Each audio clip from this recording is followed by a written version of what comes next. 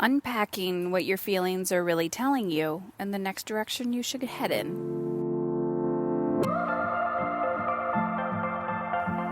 We all have 24 hours in a day, so how come sometimes people feel like they have a lot of time, and then you'll notice people who feel like they don't have any time? It has absolutely nothing to do with how many items are on their to-do list, or how many children they have, or their level of success. It's all the inner workings with their relationship to time. And in my own personal life, I've noticed that as I grow and expand my reach, my capacity, the lighter I feel, the more time I feel I have. And so there's mindset and strategy behind this. So I've developed a quick mini 5-day challenge for you to help you get the wheels turning, all about how to expand your capacity with time and also get shit done. So if you want to partake in this, all you have to do is join our free Facebook group.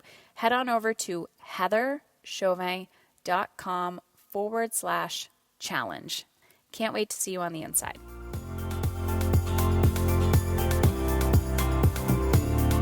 Hey ladies, I'm back, and today I'm going to do a Q&A straight from the community.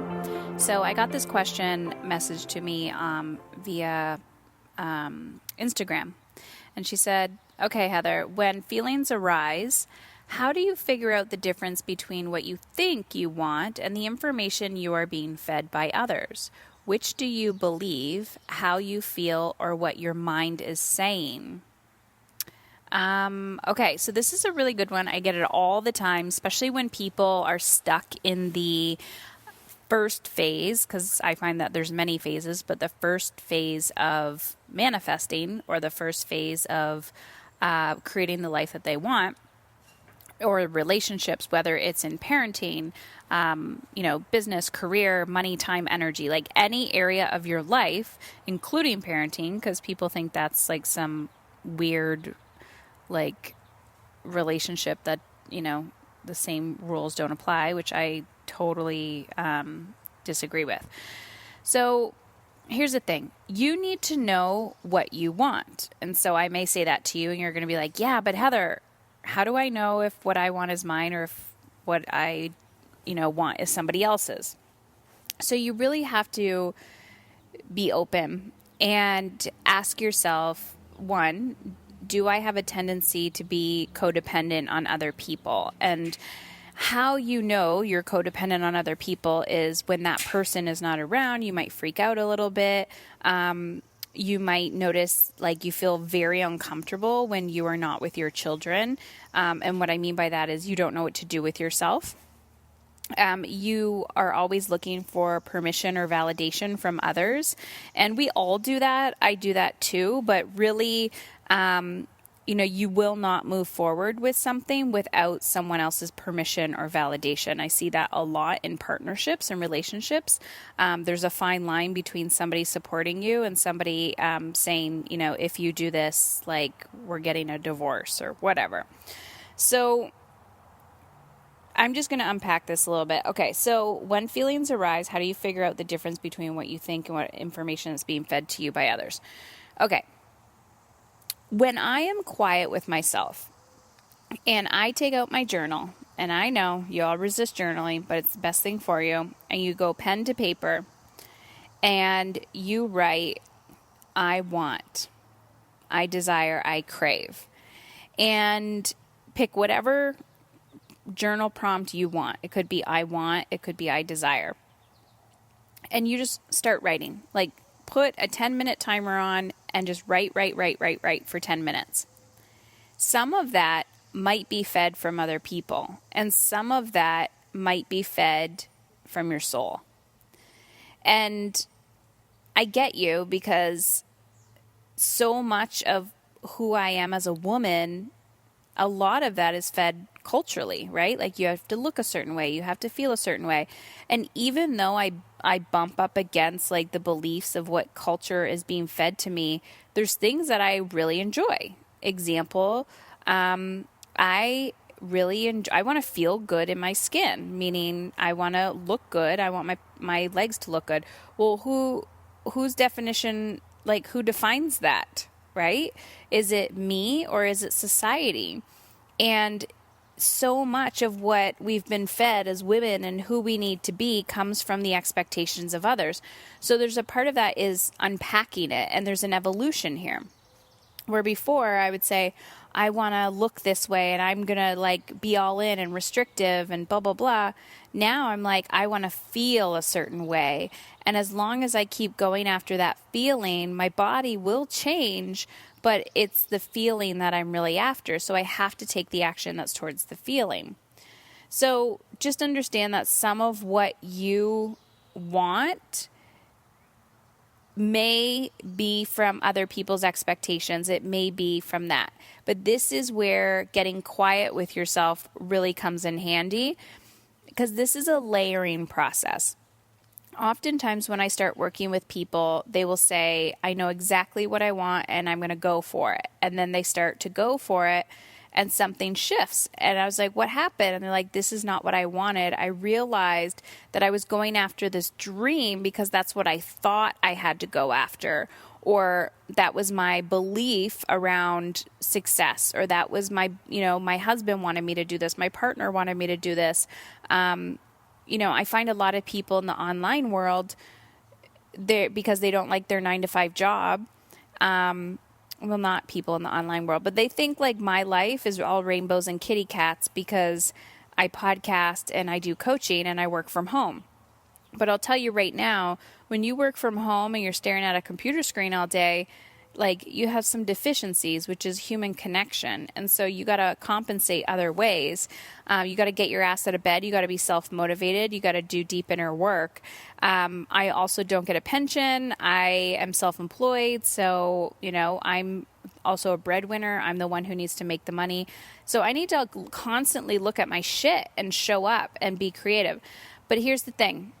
The grass is not always greener on the other side. So I guarantee you some of the things that you want and desire are coming from a place of ego as well. And expectation from other people. And so which do you believe? So here's my ultimate secret. So your second part of your question is, which do you believe and how you feel or what your mind is saying? I'm also a feeler. I'm intuitive, I'm a feeler, I'm sensitive, I'm compassionate, empathetic, and I also have this fiery, don't fuck with me side, but I am not a logical thinker. I do not care about ROI. ROI to me, which means return on investments, like spreadsheets and like I need to know the data, that is not me, that's not how I think. I'm a feeler. If something feels good, so I'll give you an example. If I write on my list, like I desire travel. Well, where do you travel to? And my husband says, we're going to go to this country. We're going to go here. And my gut says, I don't want to go there. I'm going to listen to my gut and I'm going to voice that. I'm going to speak it up. And I'm going to say, honey, why do you want to go there? My gut, something's off here. And I will problem solve through my gut. If my head says, just do what he says, like, just keep him quiet and happy, I'm always going to listen to my gut. So I always listen to my gut. And it's not always yes or no answer. It's like sometimes I got to do problem solving. Now, I'm going to use this example with children. Because people always get screwed up when it comes to parenting strategies. And it's the most common question I get when did I do this right? Did I not do this right? I believe as women, we are so disconnected from our intuition, which is our superpower. We have amazing superpowers when it comes to trusting yourself. But we've been conditioned to neglect our needs for the sake of others. So when we've neglected our needs, we become numb and our intuition doesn't work anymore. And it does, but it's just like, this bitch ain't listening to me, so therefore I'm not going to listen to her anymore. Or I'm not going to give her any information. So you have to listen and act and be curious. And so part of this process, to answer your question, is you have to be curious and you have to have experiments with yourself. So if I and I do this in business all the time because you can get shiny object with anything. If I'm starting a project and I'm like, oh my God, this lights me up. Yes, yes, yes. And then people are telling me 5 different ways that I can do this project. And I'm like, oh my gosh, I'm going to get, shiny object syndrome and I'm going to go all over the place. I feel into it. Sometimes I literally write everything down on a piece of paper and I just close my eyes and I feel into it. I'm like, which direction feels best? And I might get, an intuitive hit. I might get like, oh, go this direction. Great. I'll go that direction and I experiment. How does that feel when I'm going in that direction? Another example of this, and answering your question, is food and fitness. I am by no means not a fitness expert, not a food expert. I'm just an everyday woman who wants to feel good in her body and is trying to figure her shit out. But the industry has tainted the messaging. The diet industry has fucked women up and has screwed us up mentally and physically. So, how do you eat? Are you supposed to do keto? Are you supposed to be vegan? Are you supposed to be paleo? Are you supposed to do this diet, this way of eating, or this way of eating? What is right? If I do it this way, does that mean I'm wrong? So, when you ask me, and this has truly helped me, so I hope this is helping you. When feelings arise, how do you figure out the difference between what you think and the information you're being fed by others? So this year, at the beginning of the year, I was talking a lot about food and fitness. I had to let go of what everyone else is telling me, and I had to start asking myself what feels good. And I had to test things out. I had to challenge myself. So whether that was, what I started doing is just educating myself about like all these different ways of eating. Also realizing, back in the day, before the internet, before cookbooks, before all this bullshit, like there was no food industry. You grew your vegetables, you ate your vegetables. You grew cows, you ate your cows. You raised chickens, you ate your chickens. And it varies within cultures as well, because cultures and climates. So there's so many beliefs that people have been feeding us for years and years and years that we're just like, I don't know what to think anymore. So then I test and challenge myself and I see how I feel. So this year, instead of jumping full blown into some crazy way of eating and feeling restrictive and like I can't have ice cream with my kids, or I, can't have a few bags of chips. Oh my God.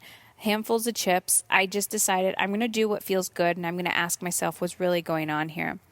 And I decided I'm going to eat, protein, like animal protein, but eliminate what doesn't feel good, which is like dairy, doesn't agree with me, and eat lots and lots and lots of vegetables and, get some healthy fats in there and try to have a balanced plate and whatever. But in the moments, constantly just asking myself, is this in alignment with how I want to feel? So I let go. I mentally had to let go of, I'm doing this wrong, I'm doing this wrong, I'm doing this wrong, and trust myself. And the more you lean into trust, the more you say, does this feel good to me? Does this feel good to me? It's a vulnerable state. So I know I'm rambling on answering your question, but the answer is, I don't know the answer for you. This is what has worked for me, and it feels good. And I'm at a place of contentment where I feel like I'm a good enough mother. Are my children going to become like the next, NHL stars like all Canadian parents believe their children are going to be? No. Do they play hockey? Yeah. Do they enjoy, other sports? Yes. But do we also enjoy just chilling out as a family and not overpacking our schedule? Yes. Am I raising them, emotionally correctly? I don't fucking know. I probably swear too much, and that's going to screw them up. All I know is things are going well, and their behaviors are not indicating to me that anything is wrong, and everybody's getting along, and things are going great. Now, life is temporary, so maybe in another season or age gap, things will change. And so I just have to trust that what I'm doing is good enough. I'm headed in the right direction. I'm paying attention to red flags. I'm not avoiding anything in my life. And if I am, I don't avoid it for, forever until it blows up in my face. And so I listen to my mind, but my gut always wins. The feeling always wins over my mind. And I try to unpack that. So I hope today was helpful. I hope this podcast was beneficial for you and you gained value from it. If you did, please let me know so that I'm not just talking to myself and putting it out there into the world. If I have made an impact in your life, if you have listened to a podcast and you were like, oh my gosh, this woman has drastically shifted who I am, I want to know. And I don't just want to know to feel good about myself. I want to know that, what was it that I said or that you took action on, or a snowball, or maybe it was an interview that I did with somebody and then you started following that person and you started working with them and it drastically changed your life. I want to know what that was for you. And please send it. Please send it to me. You can go to Instagram at my Instagram is momisincontrol, or you can send it to us at support@heatherchauvet.com. We all have 24 hours in a day, so how come sometimes people feel like they have a lot of time, and then you'll notice people who feel like they don't have any time? It has absolutely nothing to do with how many items are on their to-do list, or how many children they have, or their level of success. It's all the inner workings with their relationship to time. And in my own personal life, I've noticed that as I grow and expand my reach, my capacity, the lighter I feel, the more time I feel I have. And so there's mindset and strategy behind this. So I've developed a quick mini 5-day challenge for you to help you get the wheels turning, all about how to expand your capacity with time and also get shit done. So if you want to partake in this, all you have to do is join our free Facebook group. Head on over to heatherchauvet.com/challenge. Can't wait to see you on the inside.